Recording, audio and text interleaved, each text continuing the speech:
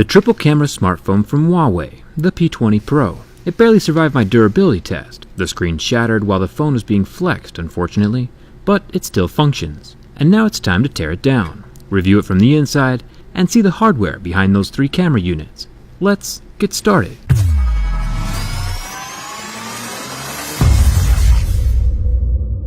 Heat is mandatory for opening the back glass panel on the Huawei P20 Pro. This thing is IP67 water resistant and glued down pretty tight. Luckily, heat softens the adhesive and allows us to slip a metal pry tool in there to slice under the glass and remove the sticky stuff. It's incredibly tight though, and a lot harder than it looks. The big suction cup does help out, and I'll link the tools that I'm using in the video description. One thing to watch out for is to not slice too deep into the phone. The adhesive is only around the edges, and there is a fragile ribbon cable next to the camera lenses, which I'll show you in a second. It looks like there might be some pull tabs attached to the adhesive along the sides, but I'm not sure how you would access these without removing the glass panel first anyway. The tabs might be there just to help during the installation procedure instead of the removal. I'll unplug this small sensor from the motherboard with the plastic pry tool. The sensor fits right between the 2 camera lenses and probably helps with the autofocus. To get a better look at the triple rear cameras, we're going to need to pull off the protective plastics around the main board. The top plastic section is attached to this black NFC pad flopping around, similar to what we saw on the translucent HTC phone. This one just isn't as aesthetic, since it's not meant to be seen, except for by me and all of you. There are 8 Phillips head screws surrounding the top edge of the phone, and once those are off, I can peel up the plastics and the NFC pad to reveal the motherboard.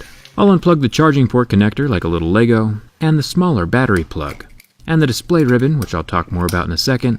There's also 2 antenna wires over on the right side, and then the whole motherboard can just lift out. Just seeing if you guys are paying attention. The SIM card tray obviously needs to be removed first. Nice catch, guys. It's got a red rubber ring around the edge to help keep water out. Goes hand in hand with that IP67 rating. The motherboard is now free. We got some purplish thermal paste plopped in the center of the phone. This thermal paste uses the aluminum metal of the frame to help keep the processor cool. It's time to look at these triple cameras. There's some copper shielding tape over the connectors. I'll peel that off and unclip the 2 connectors, going to the 3 sensors, and pull it away from the board. And here we are, an 8 megapixel telephoto lens up top, a 40 megapixel sensor in the middle, and a 20 megapixel black and white sensor at the bottom. It looks like the only sensor with OIS, optical image stabilization, is the top telephoto lens. The other 2 don't have any hardware stabilizing. The slight movement of the lens is probably just the focusing mechanism. It's pretty cool to see all 3 of these lenses side by side. You can see how far the telephoto lens protrudes out the top. Personally, I think it would be cool to swap out the monochrome lens for a wide angle, but I'm sure that'll come out soon enough on a future phone. I'll clip the 2 camera connectors back onto the motherboard. And you remember that circular earpiece grill I mentioned during the durability test? Well, the speaker under that grill is actually rectangular, which is pretty normal for inside a cell phone. It's just interesting that they decided to go circular with the grill on the front. That's unique, and I think kind of cool looking. The charging port of the P20 Pro is pretty interesting. I'll have to remove 10 screws along the bottom of the phone to get access to it. But once the top plastics are off, I can pull the incredibly small USB-C port from the bottom of the phone. It has that same rubber sealing ring that the SIM card tray has, but it's not red. I think more things should be red, personally. The little circuit board at the bottom pops out next, followed quickly by the loudspeaker. This speaker doesn't have any water-resistant meshing built into the part itself. It's actually down here at the bottom of the phone, on the frame. We get all the mesh, and look, red rubber this time. Perfect.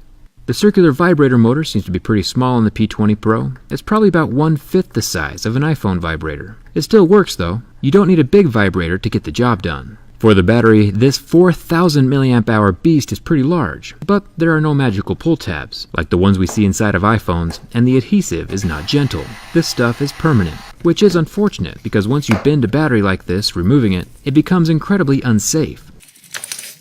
The internal layers of the battery are wrapped up like a roll of paper towels, and if the layers touch or compress into each other, it starts on fire, like we learned with the Note 7. So it's super lame that Huawei is using permanent adhesive under their battery because if you ever need to do a screen replacement, the battery has to come out. The only way to access the screen display ribbon is under the battery, and now the battery is unsafe to really reuse again because of that bendage we inflicted earlier trying to remove it. Continuing with the screen, it is glued permanently onto the metal frame, so a screen replacement would require a lot of heat and prying to get rid of the old glass and display panel.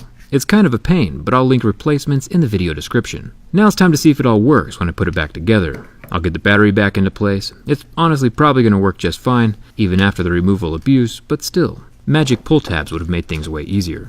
I'll get the loudspeaker back into place, then I can plop the USB-C port into its slot between the loudspeaker and the little tiny circuit board. Then I can plug the charging port into the circuit board like a little Lego. Pro tip, you can magnetize your screwdriver bits on top of the loudspeaker magnet inside of most cell phones. You can use an earpiece as well. I'll use that little trick to get the 10 Phillips head screws back into place, holding down the bottom plastics and components. It's kind of like rocket surgery for ants. There's a whole lot going on down here. The motherboard is next, goopy side down. I'm making sure no wires or cables get caught under the board as everything gets put back into place. Once the board is secure and clipped in, I can plug in the black and white wire cables, the screen connector next to the built-in LED flash, the charging port ribbon, the front camera up top, and finally the battery connector itself. I'll get the protective black plastic shielding over the top of the components and finish it off with those 8 Phillips head screws. The last thing we plug in is the laser autofocus, and the back panel can go back into place, with new adhesive of course. The whole thing won't be water resistant anymore, but if any of your glass was cracked like mine was, that was already compromised anyway. And it works. Another successful teardown. It's always impressive how much abuse these phones can handle and still function. This P20 Pro is a trooper. Come hang out with me on Twitter and Instagram, and hit that subscribe button if you haven't already. It's totally free. Thanks a ton for watching, and I'll see you around.